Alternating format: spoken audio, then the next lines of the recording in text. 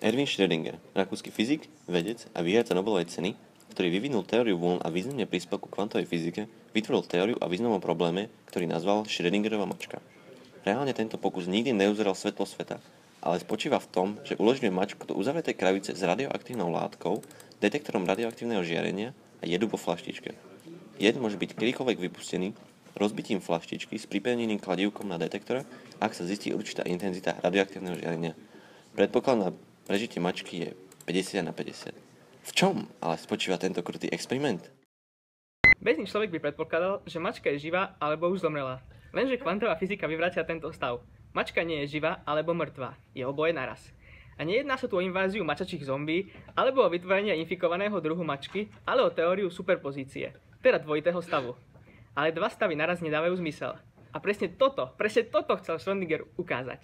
Chcel poukázať na to, že kvantová fyzika je určitým spôsobom absurdná a ide proti ľudským inštinktom, jeho teória je však skutočne reálna. Ak sa pozeráme na objekt, môžeme povedať, či má časticovú alebo vlnovú podstatu.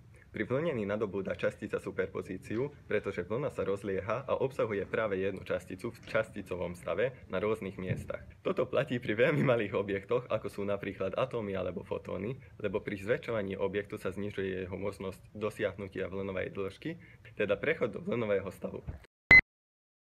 Ak máme elektrón, ktorý pre našu teóriu vyhovuje, lebo má malú veľkosť a môže mať istú vlnovú dĺžku. Ak máme nejaké dve škáry a necháme nimi prechádzať tento elektrón, po určitom čase vidíme, ako sa pôsobenie elektrónov rozlieha za týmito škárami, kade tie elektróny reálne prešli, takže by sme videli, že ten jeden elektrón bol vlastne na oboch miestach naraz.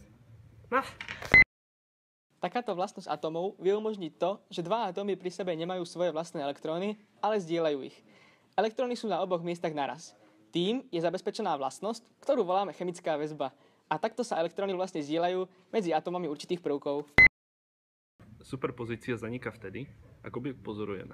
Vtedy zanechá po sebe jeden stav. Vznikli rôzne teórie, opisujúce možné pôsobenie superpozície, pretože sa vyskytuje otázka. Ak existuje mačka, ktorá nie je mŕtva, a vidíme, že nie je mŕtva, jej superpozícia zanikla. Kto ale určuje náš stav? Jedna teória hovorí o tom, že je to napríklad Boh. Existuje aj iná teória, ktorá tvrdí, pri zanikaní superpozície vzniká nový vesmír, v ktorom sa nachádza presne ten druhý stav superpozície, ktorý my nevidíme. Aj napriek tajomnosti tohto experimentu, jeho využitie je pre nás esenciálne a každodenné, bez toho, aby sme si to uvedomili. Či chemické väzby v látkach vody, alebo prechod elektrónov cez tranzistor v počítači, superpozícia sa okolo nás vyskytuje, lenže dôkazy o existencii sú čisto teoretické.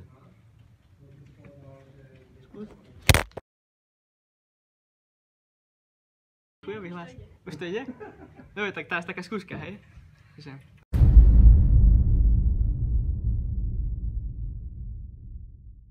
Ale o teóriu superpozície, teda dvojitého stavu. Dva stavy naraz. Ju vyhovuje. Po inváziu mačačích zombí, alebo vytvorenie infikované. Ako sú napríklad atómy alebo fotóny. A nie, bo teraz bude veľmi dole, zase nebude. No totiž to, presne toto chcem Schrödinger dokázať. Môžeš.